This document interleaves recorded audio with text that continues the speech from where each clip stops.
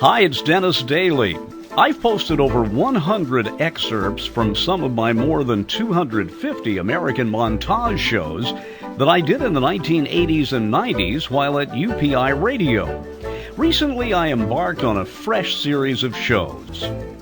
I remember many years ago going to Provo, Utah on this broadcast to talk to a historian at the old train station about the Transcontinental Railroad. And I always wanted to go to Promontory Summit. As I said, we'll explain that.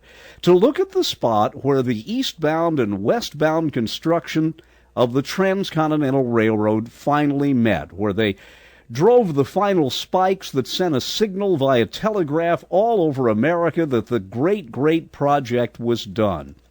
David Kilton loves to tell that story. He's one of the chief park rangers and one of those interpretive people assigned to the Golden Spike National Historical Site, which is literally kind of out in the middle of nowhere in Utah. He joins us via direct wire.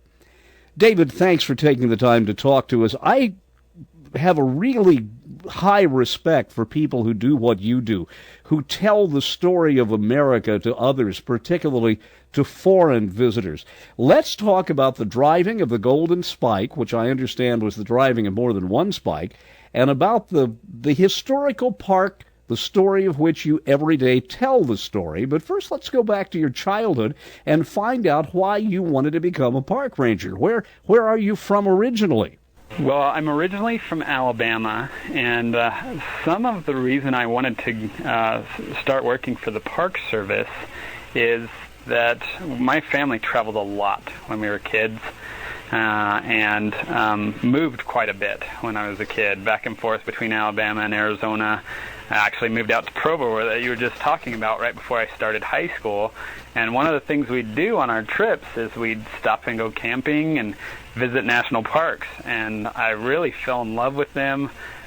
Some of my desire to work for the National Park Service grew as I got into scouting as a young man, and just once I got into college, actually worked for some national parks. I knew this is what I wanted to do. I've always loved history. My grandfather, one of the things we'd do on trips with him, and I just loved, is he'd stop at just these little historic viewpoints, and he could tell us the story of Civil War battlefields and all these different places, and it just really made it come to life for me. And I hope that as a ranger that's also what I do, and I love sharing the story of the site I'm at here, and I've worked at several other parks and also sharing the history of those sites, and just the beauty and love of outdoors has always been something that I love to share with others.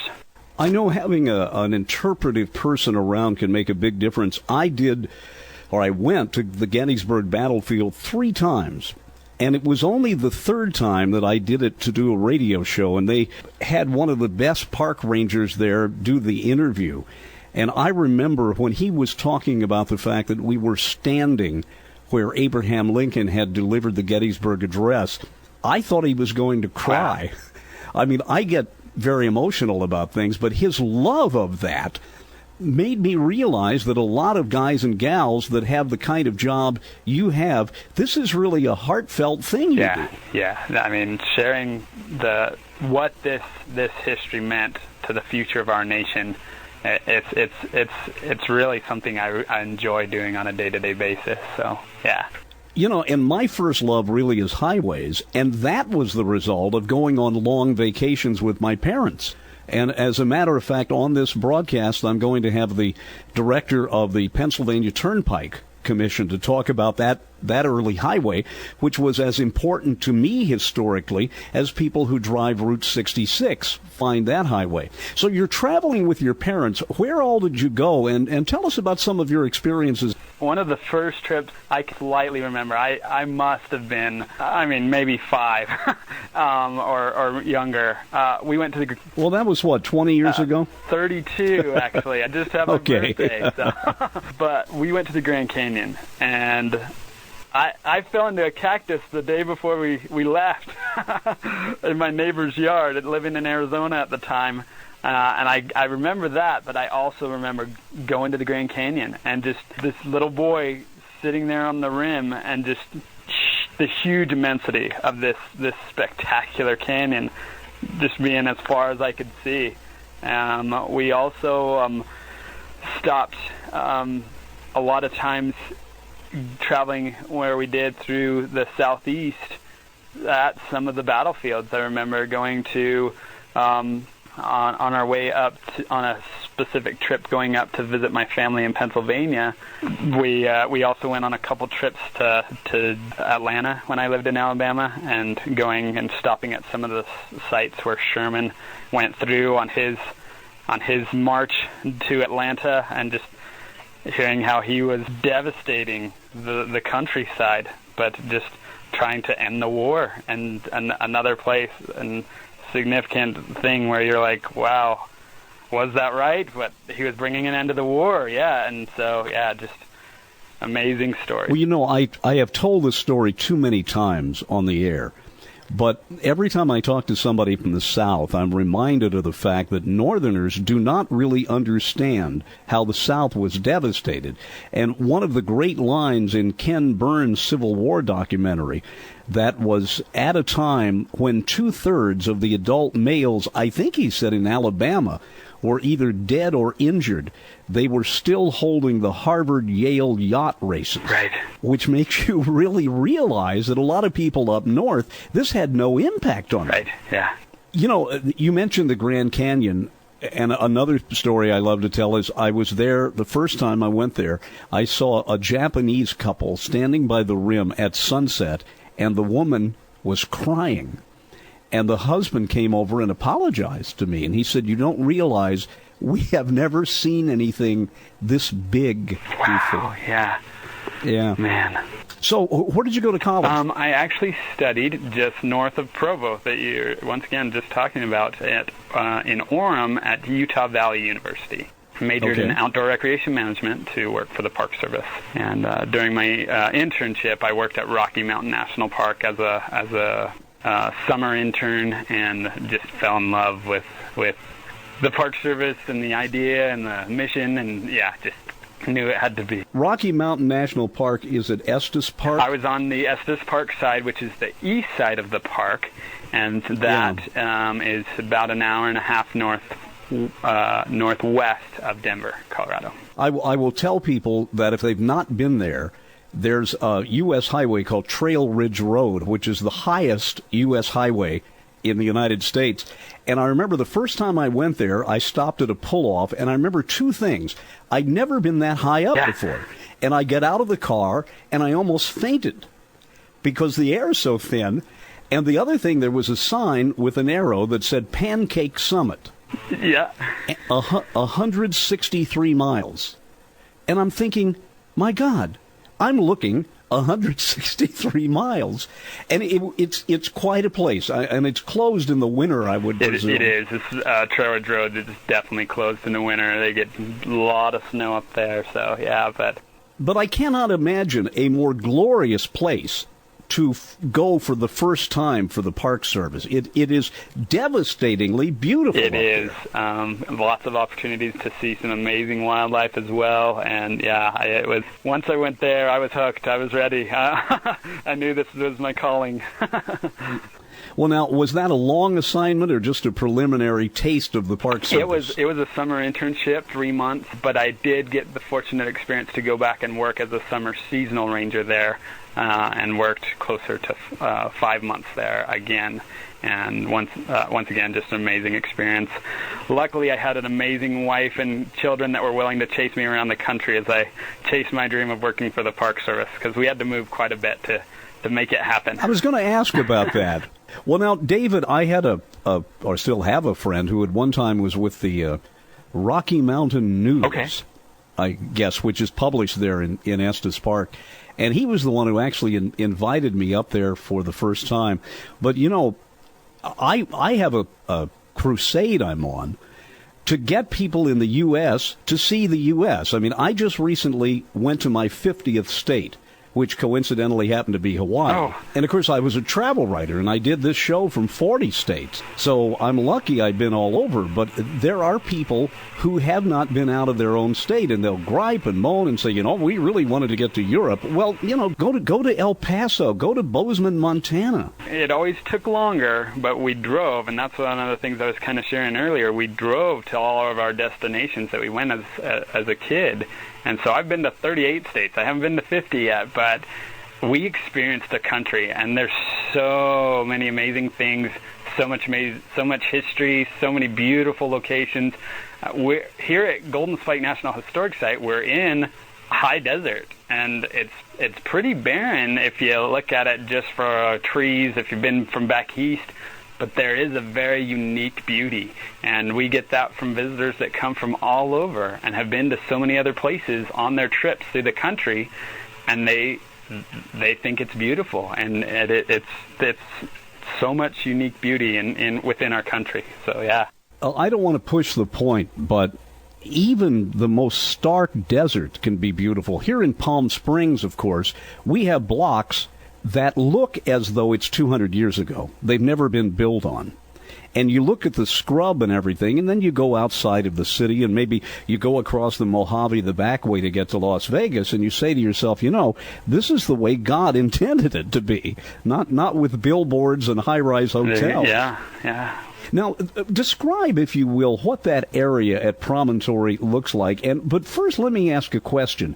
Why do a lot of people say Promontory Point? A very common question we get is Promontory Point. Where is Promontory Point? Isn't that where they met and completed the Transcontinental Railroad? Now, we are at Promontory Summit, and if you're here at the point, you'll see right in front of our visitor center, there is a mountain range. That is the Promontory Mountains. Definition of a promontory: it's a large landmass that juts out into a body of water, and those promontory mountains go down and disappear in the Great Salt Lake, drop off into the Great Salt Lake, and that's where the name of the mountain range in the area gets its name. In history books, you will see our famous champagne photo or other photos of the completion of the Transcontinental Railroad, and underneath them you will see labeled Promontory Point. It did not happen at Promontory Point, which would be the end of that mountain chain. It happened here at Promontory Summit. One of the main reasons that, as we've done research, as we've looked at things, that we feel that name is so commonly used and that you see it so much in history books, is we found that old USGS maps look like they might have called this whole area Promontory Point.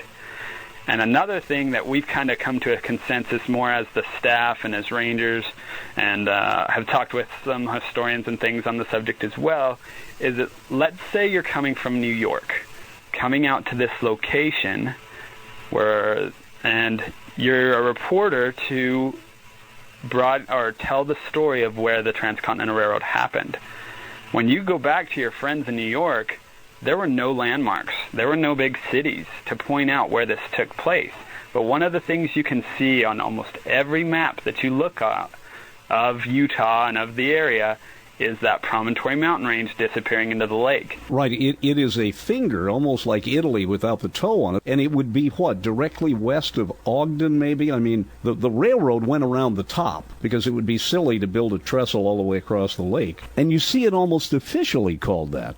Now, if you wanted to get to where you are at Promontory Summit, how would you get there from Salt Lake, let's say, by car, and how long of a trip is it? From Salt Lake, you're about a 2-hour drive, and you will head north on Interstate 15, and eventually Interstate 84 and 15 kind of combine. So there's the two interstates together. They split just a little bit further north than where you're going to turn off to come out to our site. But Interstate 15 and 84, out of Brigham City, Utah, you will take exit 365 heading west. And it's another 30 miles to get out to our site from Brigham City. You come about 23 miles on Highway 83 and 13, and then eventually you will take a left off of that turn, and it brings you up the last 7 miles to our visitor center. You know, I'm looking at a map right now. There's a little place called Lampo Junction there, which probably just has a 7-Eleven, if anything. You really have to want to get to your place. We are off the beaten track. We are. But yet you have how many visitors a year? We get about 50,000 visitors a year. Wow. And most of those in the summer and the winter, ice and snow can actually cause us to close.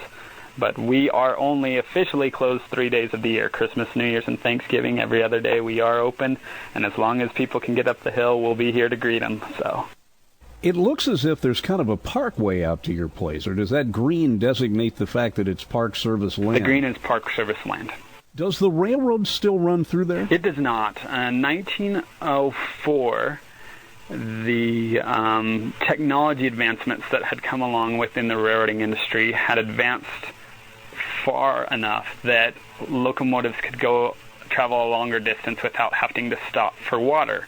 During the time of the building of the Transcontinental Railroad, they could only go about 15 to 30 miles. And so water was the main reason that the railroads built on the path that they did. And so once they could go further distances, they didn't have to come north around the lake anymore. By this time, you had moved into the industrial age, and time was money. So they built, and you were kind of maybe even tongue-in-cheek saying it would be kind of crazy to build straight across the point into Ogden across the lake, but they did it. They built a trestle bridge and causeway straight across the lake from the Nevada-Utah border into Ogden. And when they built that, it saved 60 miles of travel, money, time, all of that. And so once that came into service, they stopped using the line north as the main line. It was just used as a branch line until eventually in the mid to late 30s it was completely abandoned. And there's a road called Golden Spike Drive. Yes. There, and it looks as if there is a little bit of railroad. Is that left there for historical purposes as a remnant? Yeah, so in 1942 they pulled up all the rails for the war effort, and so there were no rails for quite some time. When they established Golden Spike National Historic Site and the National Park Service took over management of this location, they wanted it to look more like what would have been here on that time period, commemorating the completion of the railroad. So they relayed 2 miles of railroad track that we use for our locomotives. We have 2 historic locomotives that we run here on site. If I remember right, the 2 locomotives that arrived, one from the west, which was the result of many fewer miles of track because the Big Four company that built that had to cross the Sierra. And a lot of the rail coming west from the Mississippi was across very flat land. But one of the engines had a number and one had a name? The locomotive that came from the west was the Jupiter, and that was representing the Central Pacific Railroad. Sometimes we get questions about Central Pacific because you think Central Pacific would start in the middle of the country, but they were the central north and south of the lines that they were potentially looking to build a transcontinental railroad. That's where it got its name. So it started on the Pacific coast. The Union Pacific locomotive was the 119, and the reason that you only have a number for the Union Pacific locomotive is by that time Union Pacific had gone away from naming their locomotives. If you can imagine at a train station where they have to record all the information, writing names got pretty tedious, so they went to just a numbering system. Yeah, and the one question I heard asked one time in a seminar is that wouldn't it have been easier to have gone a southern route with fewer mountains? And the answer was there was a civil war at this time. Correct. One of the things that we talk about in several of the programs and the things that we do is that the 1862 Railroad Act that was signed by Abraham Lincoln, pushed forward by Congress, was not the first inception of the idea of building a transcontinental railroad. It had been being looked at for quite some time. And one of the problems that always came about is they couldn't agree on the route, which way to go. And so surveyors were sent out to find routes, and eventually, once the Civil War broke out, one of the major dissenting groups that was always pushing for that Southern Pacific line was not in place. So they were able to build that Central Pacific line, connecting right in with the new capital of California and all the valuable resources that were there. But wasn't it pretty gutsy during a time when the nation was at war against itself and every resource was needed that the federal government, Lincoln, would decide that building this railroad was that important? It was. The resources, the manpower, the money involved was a very gutsy, very interesting time to choose to go forward with the project. Some people even thought it was even a little bit crazy, but a couple things came into play. There were some battles that had gone the Union's way, and things were looking like the tide might be turning.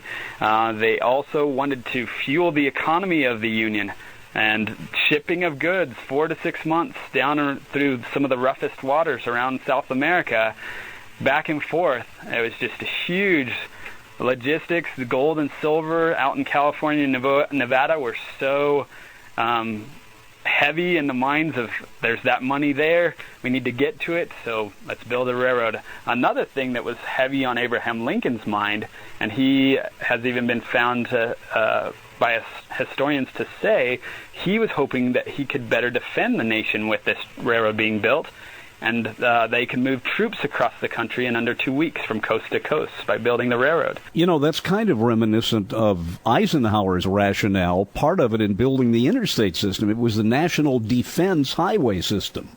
Exactly. It's interesting how so many correlations are found as stories go along.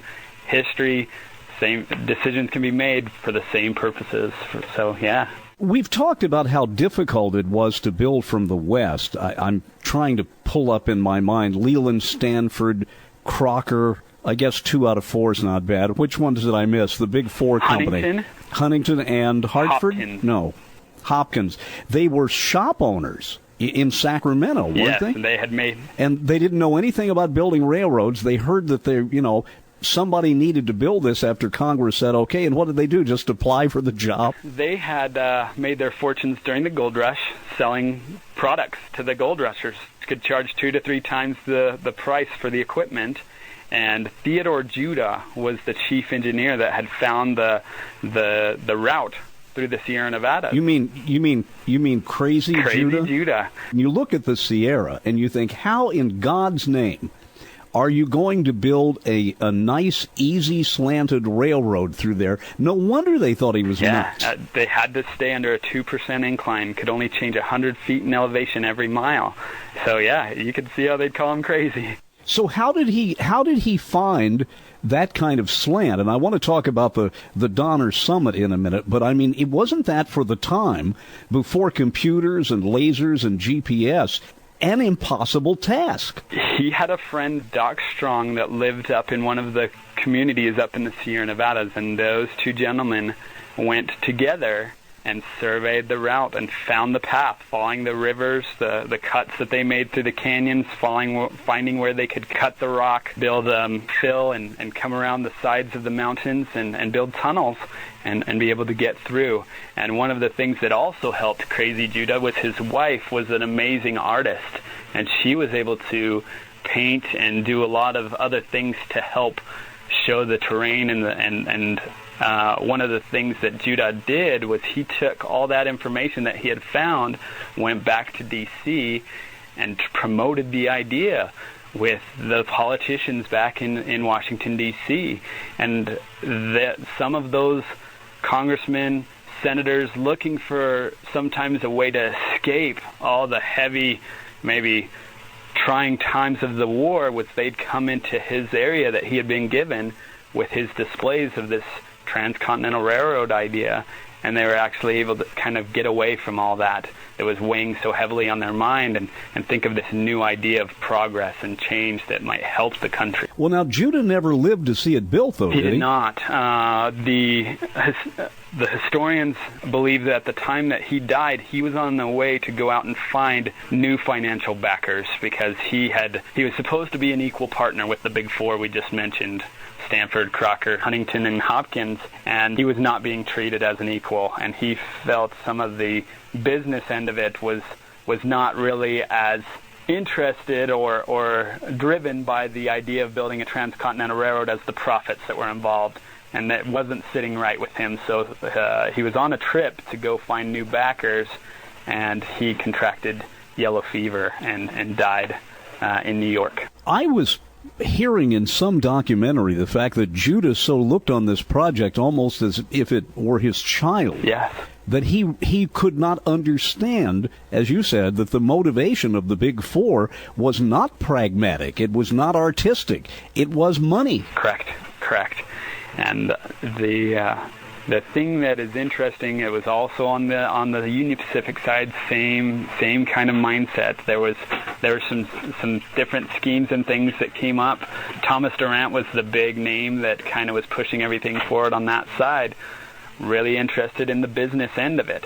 Some talk about how maybe it wouldn't have been able to be accomplished if those men weren't so driven by the financial gain that would come to push the project forward at the time that they did. But yet one of the great scandals in the history of the nation was the scandal involving Durant and the Credit Mobilier. Is that the way they Correct. pronounce it? Yes. He actually sold the goods to himself at a profit? He would have one group go out and find how to build it at the cheapest cost possible, and then he'd have another group finding out what the most expensive cost possible was. He would charge the federal government the most expensive cost, and then he would build it at the cheapest cost with his own company. So he was paying himself to build this railroad, building it at that cheap cost, but being paid at the higher cost. And eventually there was ramifications that happened in court. Thomas Durant that was probably the most guilty, really didn't pay the price. It was actually the Ames brothers, Oliver and Oakes Ames, one of them a congressman, the other the president of the Union Pacific, that ended up suffering, one of them actually even going to prison for it. My guest this week is David Kilton, a park ranger and an interpreter who joins us via direct wire, you might say, from Promontory Summit, Utah. We're talking about the Transcontinental Railroad and the effect it had on the U.S. I want to talk about two other people whom I've begun to really both admire and hate in this whole story. One was Grenville Dodge, who was a Civil War general, who was the boss, I guess, if you will, on the line headed west. But he is not the man for whom Dodge City, Kansas is named, I found out. Tell us a little bit about him and the things he faced, because going across the prairies, I think they faced a lot of unexpected things. When they just saw this wide open space, they thought this is going to be easy. Yes, General Grenville Dodge, he was the chief engineer, had actually gained a lot of respect for his engineering skills during the Civil War, rebuilding bridges, building rail lines so that they could move troops and transport supplies and things during the war effort. And he was a holdout. He was probably the gentleman that they wanted to be the chief engineer for the Union Pacific throughout the whole process. But he would not leave his duty station, stayed on basically till the war was over. And then he signed on and just did magnificent work, was very skilled at his trade. And they did face some very surprising difficulties as they came across. Now, it was flat pretty much the whole way. They crossed through the Rocky Mountains, and a lot of people go, whoa, wait, this is the Rocky Mountains. But if you've ever been through Wyoming, through the northern Rockies, once you get into those high plains, it was a nice gradual rise all the way up to Sherman Summit, which was the highest point along the whole Transcontinental Railroad. And but one of the major difficulties that was the hardest obstacle for the Union Pacific side was the problems that came with the Plains Indians, very warlike tribes that did not think that this railroad going through, and probably rightly so, that it was going to be a good thing for them at all. And they fought the workers, fought against the troops that were sent out to defend the workers and manning the forts, and proved such a huge problem that eventually General Dodge called in his friend General Sherman to come out and deal with the Native Americans so that they could push this project through. Well, and Sherman, and not to sound racist here, because to a modern-day ear this is a pretty difficult sentence to say, but I mean, Sherman's slogan was the only good Indian is a dead Indian. I mean, he had no mercy, I understand, at all, trying to clear that right away. They had been told by their commanding officer, by the president, what they needed to do, and they pushed forward with their task with a single-minded purpose. And the Native Americans were the problem in the way, and they dealt with it as they had dealt with other problems prior in their military service. Now let's talk about another guy who really kind of got religion as the railroad was going, and that was James Strobridge. It's my understanding that when they couldn't find laborers leaving Sacramento, he reluctantly hired Chinese, and then at the end apologized, saying, not wanting Chinese workers at the beginning was the dumbest thing that he ever thought of, because they built half the railroad single-handedly. The gentleman that came up with the idea of first using them was one of the Big Four. It was Charles Crocker. He thought of it kind of on a whim. The Central Pacific had a lot of problems. One of the things that was drawing away a lot of their workers was the gold fields and the silver mines. So a Comstock lode had been found in Nevada. There was still some of the gold rush going on, and so they would have workers stay just long enough to gain the money they needed to get their supplies and go off and mine for these valuable resources where they can make their fortune maybe even in a day. Whereas another problem they had is those that did stay on and were more loyal to the work and the company, because they were staying on with the company, felt they were worth more money. And they asked for more because they stayed on.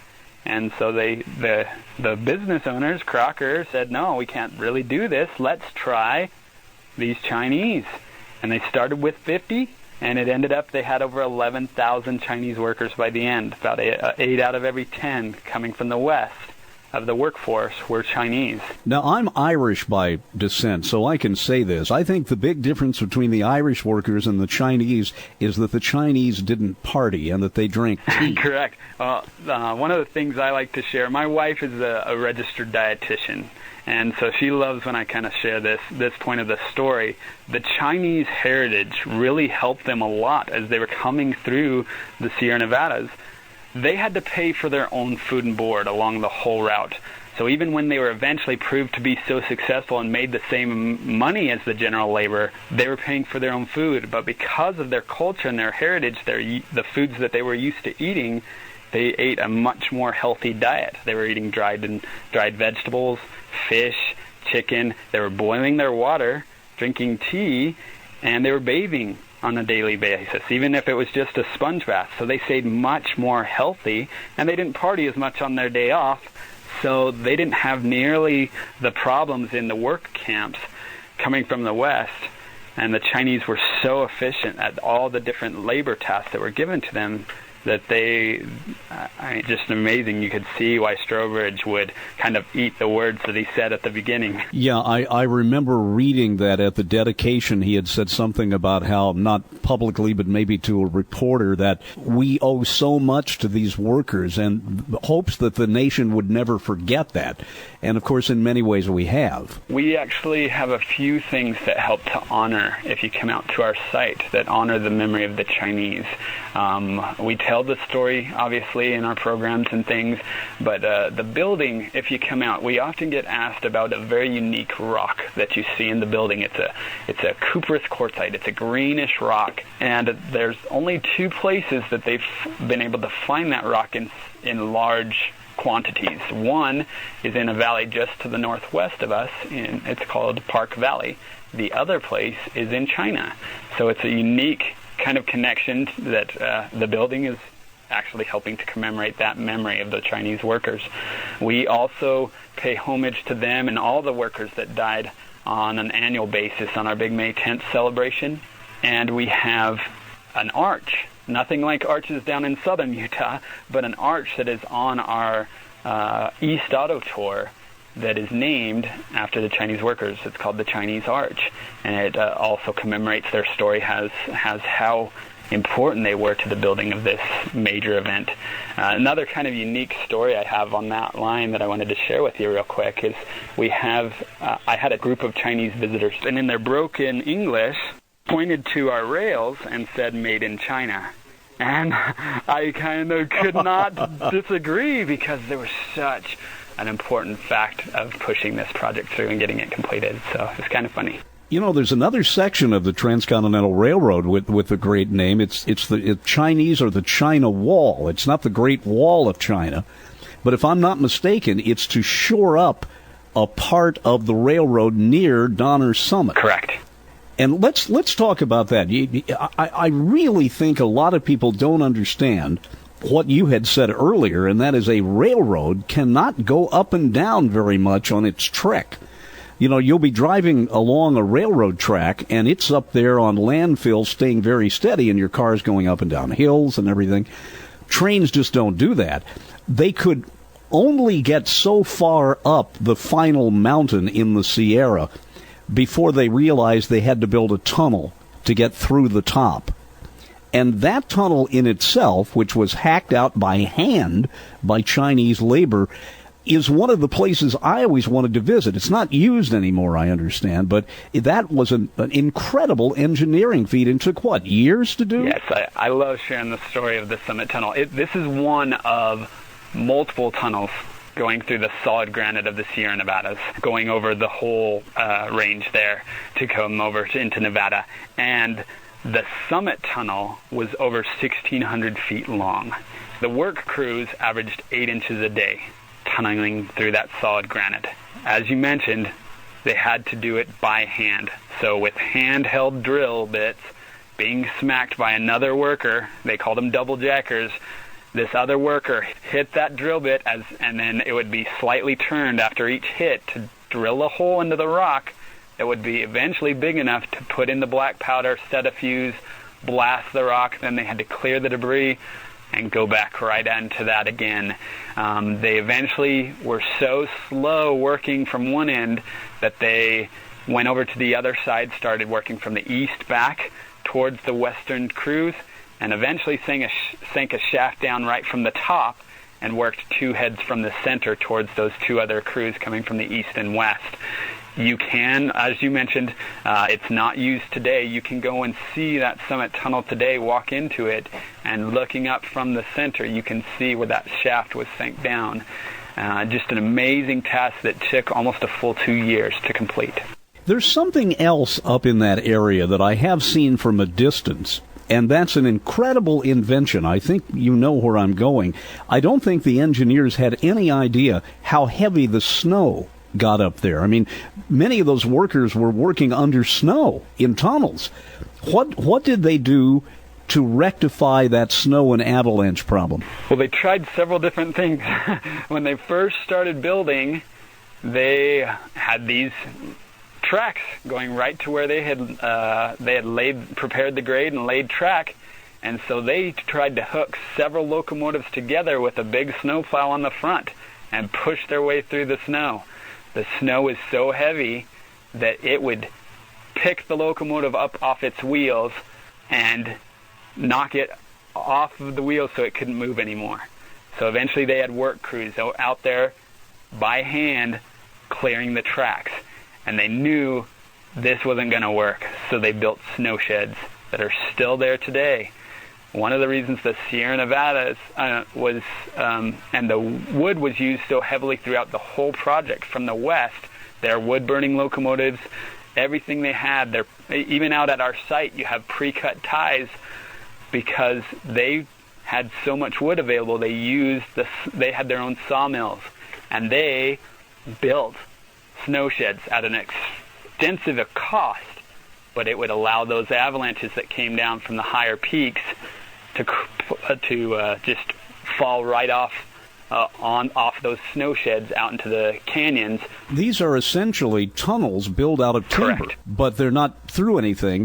They're right up against the slope, aren't they? So if the snow comes down, it goes over the top of the tunnel? Goes right over the top of those snow sheds, dropping out into the canyons, and then the rails are protected from being buried. Correct. It was an amazing invention, and actually you couldn't have a railroad up there without that. I remember driving the old Donner Pass Road to get a better look at the railroad, which is Old Highway 50, I believe, that up there I went through an area in the winter where there were vertical walls of snow on either side of the road, 14 feet high. Yes. It was scary. Yeah. Well, let's talk about, in our final few minutes here, what all of this means. I know we've all seen the photo of the two locomotives nose to nose. Two questions as we end up. Is it true that they actually, the right-of-way that they were working on passed each other, and Congress said, hey, you can't make any more money per mile than you are already. Here's where you're going to end this? If you come to our site, you will see throughout the whole park there are two grades. Those two grades crossed basically the whole state of Utah, 250 miles.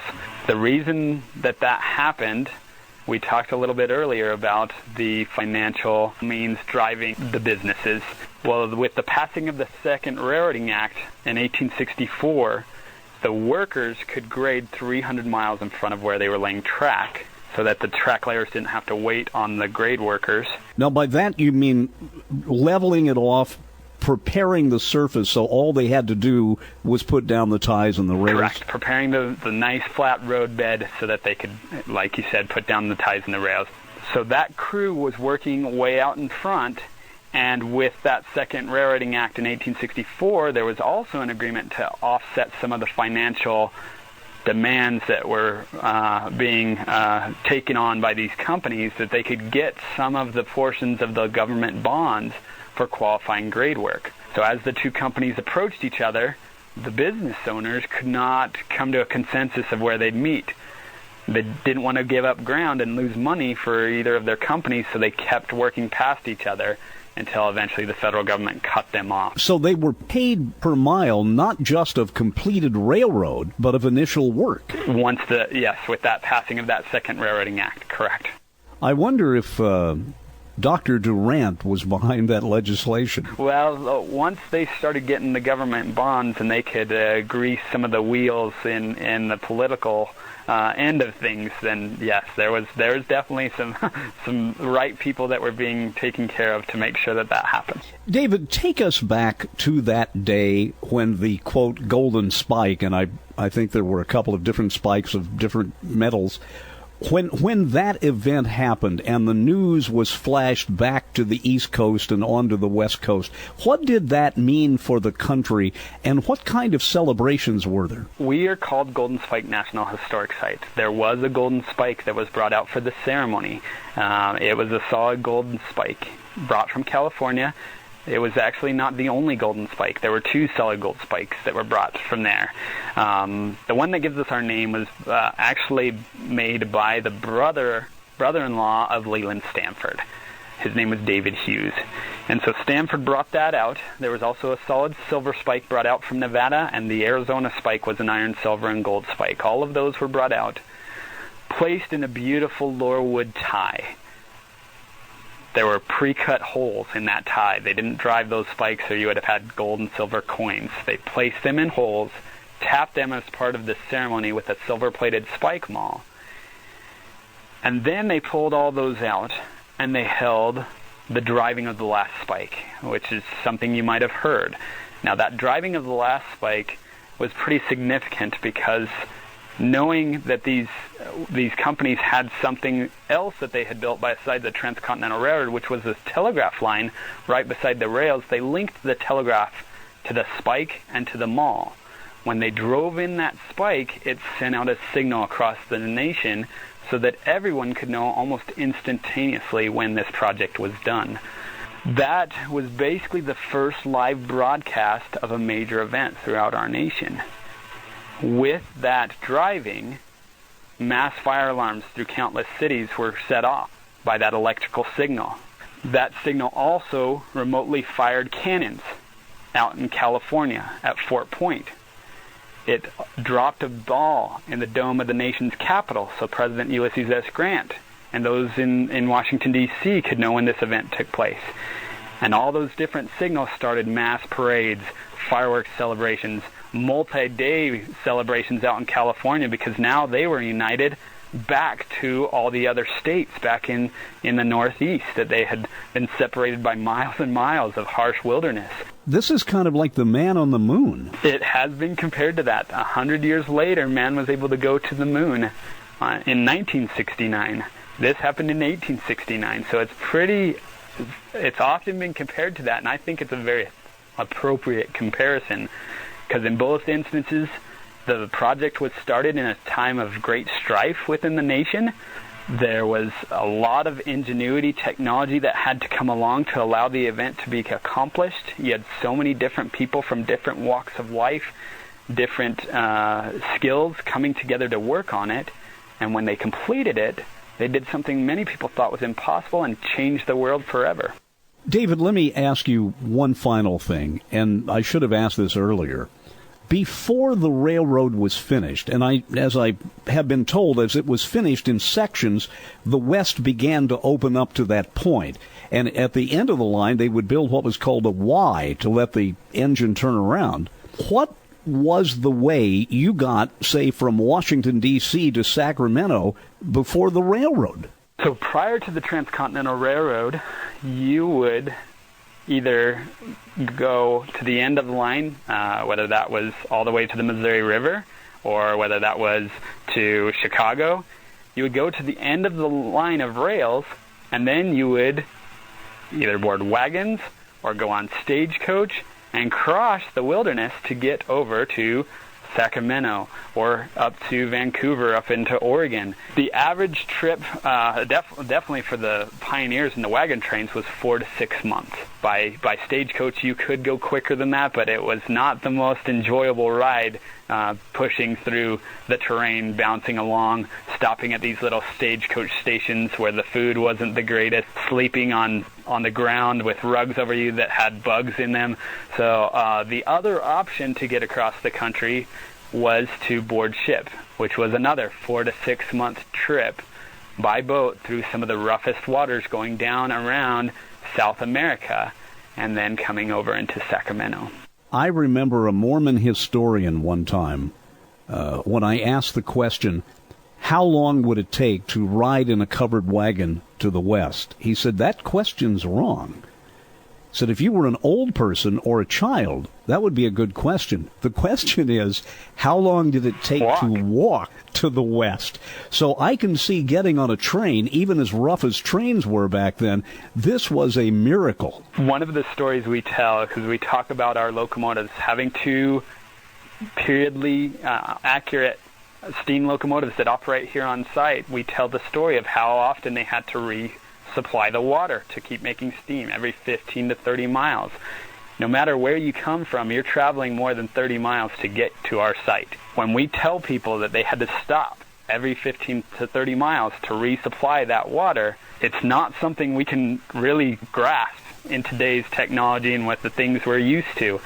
But if you take into account what they were doing before, like you said, walking across the country, this was such a huge improvement. By the way, as an aside, do you know how the great steam engines of the 1930s and 40s got away from refueling with water? No. They would take very long straight sections of track and split the rail and put a ditch down the middle, and the train would actually drop a scoop. Oh. And they would suck up the water, wow. And that's the only way that some of those trains, like the ones you see that operated from New York to Chicago, didn't have to stop. Because even in the modern age of steam, they still needed water. Wow, that's awesome. Final question. What is it like to be there telling the story of an event that is so incredibly historic, and yet a lot of people really don't know the details? I'm going to kind of share something that my boss shares from time to time. A lot of times when you talk to school-age children, elementary-age children today, and you ask them what history is, they might tell you man walking on the moon or things like that. So sharing this story where so much of the things that were going on before tied in with the event that would take place on May 10th, 1869 at this location, and so much of what would happen within our country afterwards tied in to this accomplishment being completed. It's really a joy to be able to share and see people on a daily basis kind of have that wow or that aha moment where they see that this was such a major part of what would happen and what we experience on a day-to-day basis. How long is your commute to get to work? I have to travel 30 miles a day one way, and I often talk about this because we do get asked where we live. I travel that 30 miles in 30 minutes. I don't have to deal with much traffic. I have friends that live in Salt Lake, and they live closer to work, but they travel. It takes them a lot longer to get to work than it does for me. Well, David Kilton, you are excellent at what you do. I mean, I have never done a show with anyone from the National Park Service who wasn't wonderful, and this has been a great hour. Thank you. It's been a pleasure. I'm glad I'm glad you contacted us, and I'm glad we've been able to work with you. What a wonderfully articulate guy. And in re-listening to the interview, I could hear some nuances in his voice that really showed you how much he loves his work and how much he loves to tell the story of the hammering in of the Golden Spike out there in the middle of nowhere at Promontory Summit, Utah, on this week's American Montage. I hope you enjoyed this interview from my new American Montage series. Check out YouTube for more. I'm Dennis Daly.